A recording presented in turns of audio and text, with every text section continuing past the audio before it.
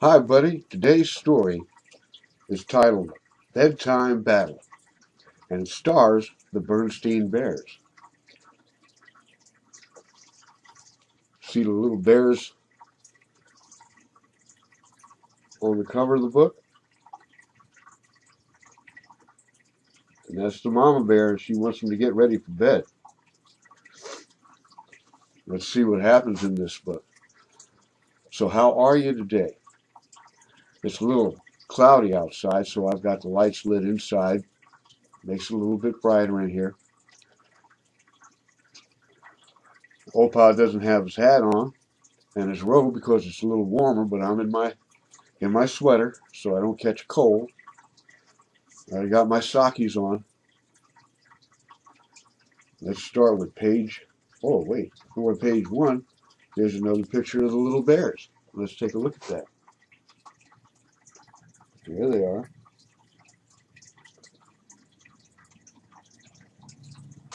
A couple of cute little bears, aren't they?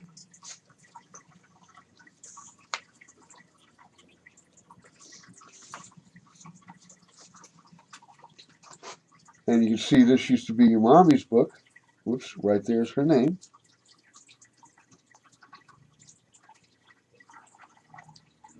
See that?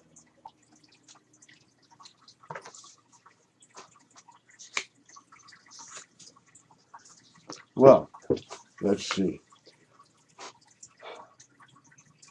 It was 8 o'clock, and all around town, the creatures of bear country were all settling down. The deer in the forest, the squirrels in the trees, the mice in their nests, and the birds and the bees. Looks like a autumn day to me. The trees are starting to turn the colors of the leaves. People are wearing coats. Whoops, let's go to that other page. There you go. You can see the deers that they were talking about, and the mice, and the bees, and the birds.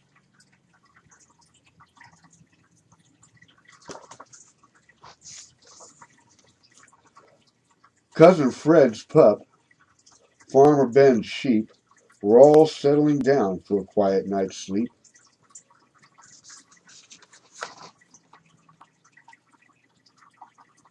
There's the pup, and there's the sheep, settling down for a quiet night's sleep. But there was one place in Bear Country that was not quite within. It's where the great bedtime battle was about to begin. There's the house where the bedtime battle was about to begin. Looks like the Bernstein Bear house. The floor was covered with toys of all sorts. There were dinosaurs, cars, cannons, and forts. All kinds of dolls wearing all kinds of clothes. There was one even, a doll who could blow her own nose. My goodness, that room's got a lot of toys on the floor. I hope they pick them up before they go to bed. That's the best thing to do. Look at all those toys.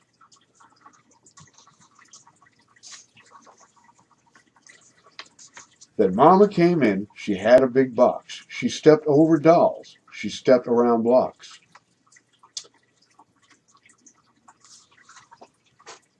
See that Mom came in with the big box?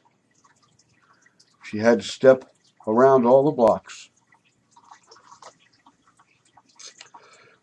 Now hear this, Mama Bear said. It's 8 by the clock. It's time for bed.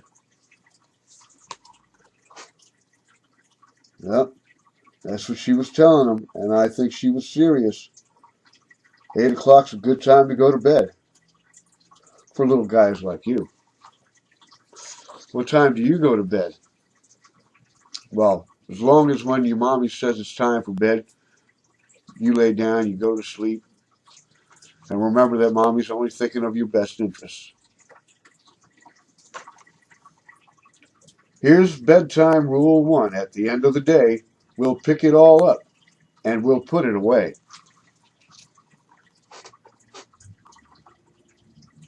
Always good to have rules. Rules are good for everybody. That's a good rule. Cleaning up before you go to bed. Dinosaurs, puzzles, dolls, and trucks and blocks, all of them went into the box. There they go. They're all gone into the box.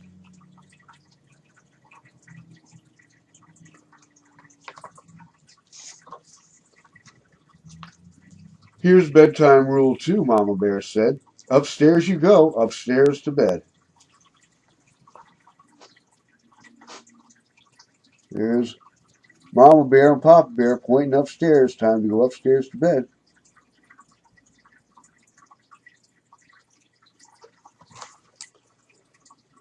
Piggyback, please, shouted sister and brother. So upstairs they went on poor aching backs of their father and mother. There you go. I used to carry your mommy around on my back all the time. On my shoulders, too.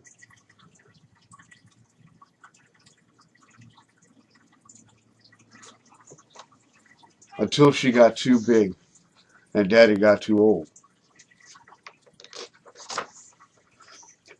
Then Mama Bear said, I don't want to be mean, but there's a rule 3. We go to bed clean. Oh, goodness. Well, that sounds like a perfectly reasonable rule. There she is telling him about the rule. So off with their clothes and into the tub went sister and brother for some scrub-a-dub-dub. And there they go. The clothes went off, they got in the tub, and they set with a brush to scrub-a-dub-dub.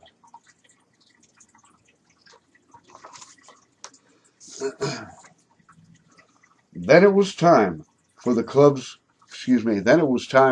to shampoo. Stop splashing, shouted Papa. I'm getting wetter than you. You know, I do believe he was. There's Papa, getting ready to shampoo the one little bear. Part of clean, said Mama, is brushing your teeth. The ones above and the ones beneath. Here they go. Now, it looks to me like they've got some nice teeth, and if they want to keep them that way, they'll brush their teeth.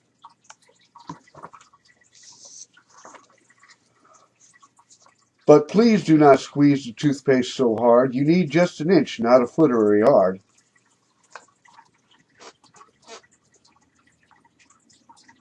Looks like just a little bit more than an inch to me. What do you think?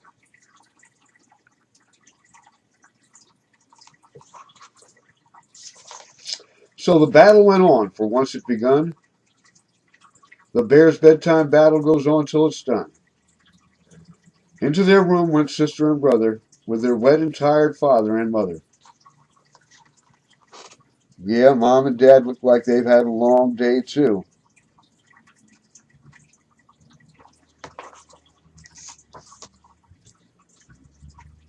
Let me have a sip of coffee while I'm telling you this story. I always like to have my coffee when I'm telling stories. Good coffee. Sis got her slippers down off the shelf. She didn't want to help. She couldn't do it herself.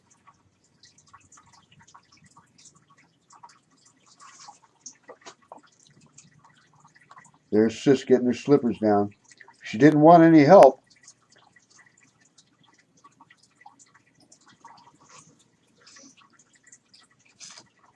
That's because it says she can do it herself. There's just one problem, said Sis with a frown. I've put on my slippers upside down. Oh, they weren't her slippers she was going for. That was her sleepers. Her jammies. I call them jammies. She calls them sleepers. That's because those are the clothes she wears when she goes to bed, when she goes to sleep. Her sleepers. See?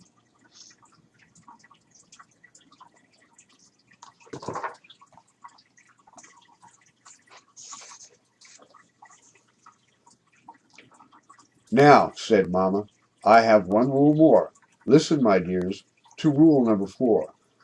At bedtime it's proper for good little bears to kneel by their bed and say their prayers. Mama's got a lot of rules, but they're for the best.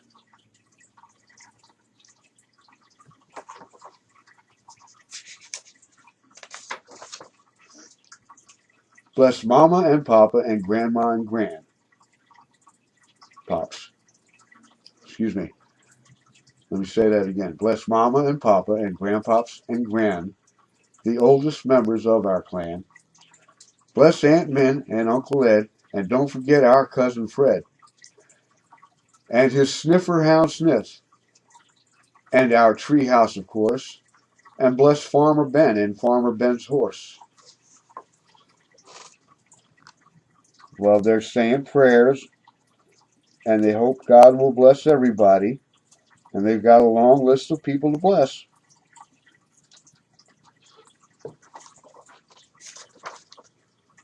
Stop, Mama cried. Those blessings of yours may be very clever, but here's my rule 6. You can't pray forever. I think they were praying so long and adding so many people into their prayers that they were trying to stretch out going to sleep just a little while longer.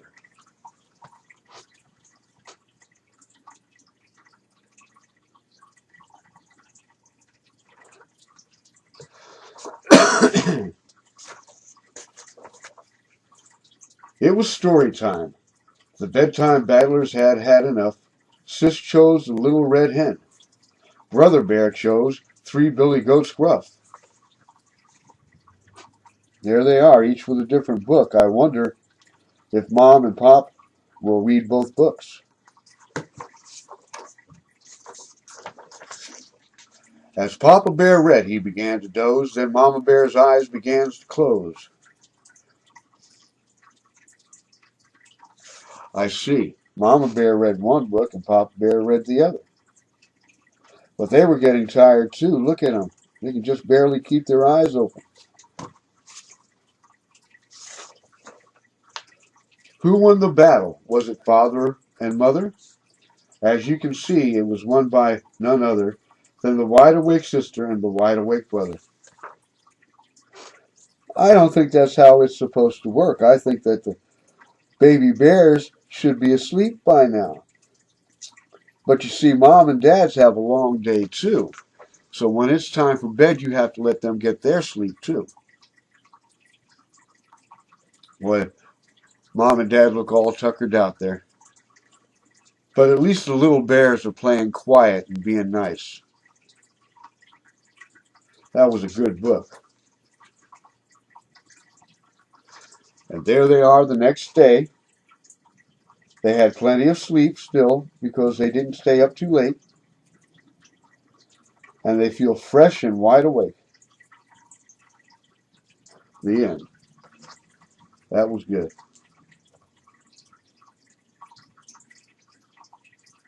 I like that book. And I'm sure I've read this one to your mommy too. And I'll keep reading your books. So keep looking out for them. And I'll be sending this one off just as soon as I stop recording. But I want you to know your Opa loves you very much. And tonight when Mom and Dad say, or Mom and or Dad say, it's time for bed, don't give them too hard a time because remember, they're tired too. Okay? I love you. Until next time, this is Opa saying goodbye.